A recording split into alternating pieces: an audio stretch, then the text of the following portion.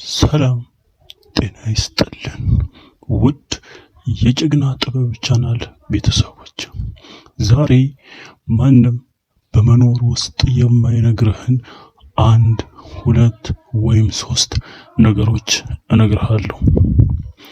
ወዳጄ መጀመሪያ ቻናላችን ላይክ፣ ሼር፣ ሰብስክራይብ እንድታደርግ እጠይቅሃለሁ። ወደ ትምህርቱ ስንገባ ሁሌ መቀለድህን ማቆም ይገባል። ቀልድ አታብዛ።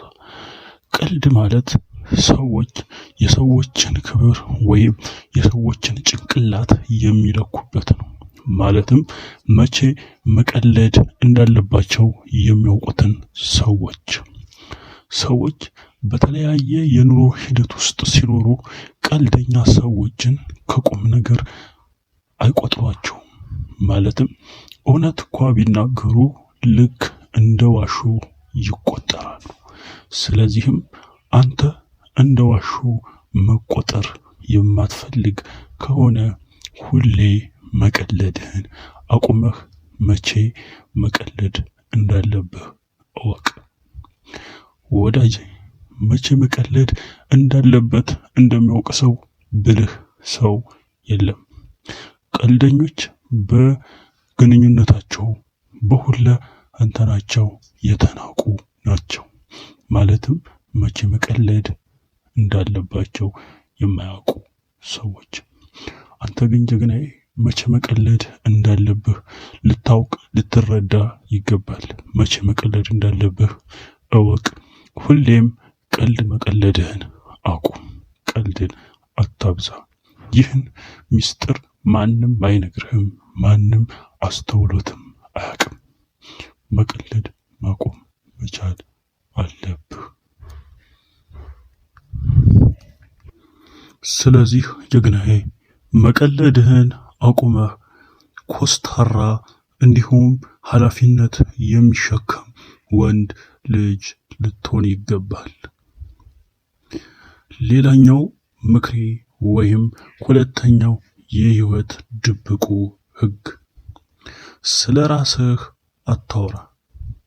ሰዎች ስላንተ በሰሙ ቁጥር ስላንተ የማወቅ እድላቸው ከፍተኛ ነው።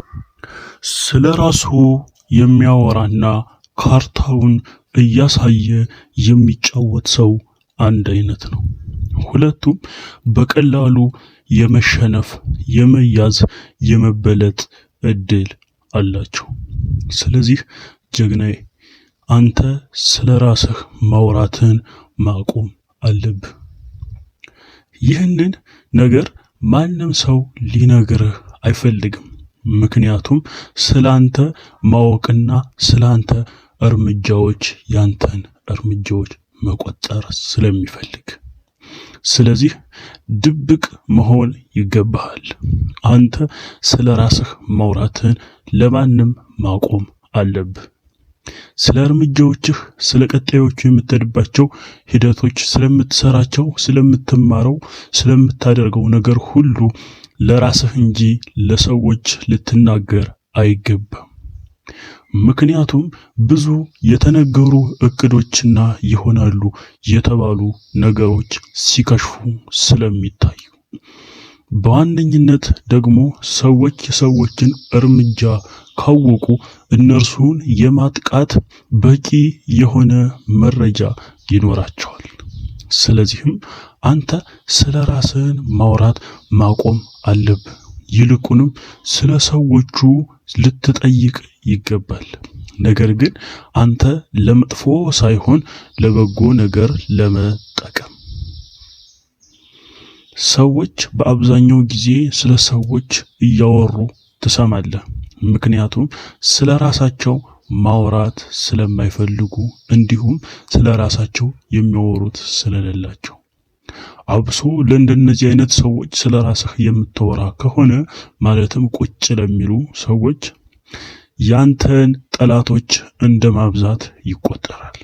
ስለዚህ ወዳጄ ማንም የማይነግርህ ትልቁ ሚስጥር ስለ ራስህ አለማውራት ነው። ይህንን ማንም ሊነግርህ አይችልም።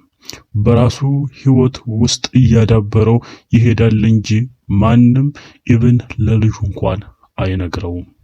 ስለዚህ ወዳጄ ስለ ራስህ ማውራትን ማቆም ይኖርብሃል። በሶስተኛ ደረጃ ከመጋረጃ ጀርባ ተመልከት። ይህ ማለት ሰዎች ካንተ ጋር ሲገናኙ ወይ ሲቀራረቡ መጀመሪያ የሚያሳዩህ ማንነት የነርሱ አይደለም፣ ያ ፐርሶናቸው ነው። ማለትም በሰዎች ፊት ለማታለያነት የሚጠቀሙት ማንነታቸው እንጂ ትክክለኛ ማንነታቸው አይደለም። እስኪ ተመልከት፣ የመንግስት ባለስልጣናት ታላላቅ ሰዎችን ተመልከት።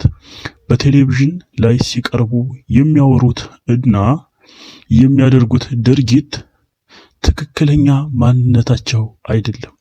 ትክክለኛ ማንነታቸው የሚታየው በቤታቸው ውስጥ ብቻቸውን ሲሆኑ ነው።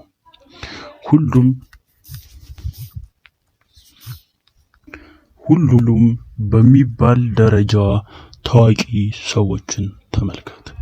እነርሱ የሚያሳዩት ባህሪ ወጣ ያለ ነው ከትክክለኛ ማንነታቸው አንጻር።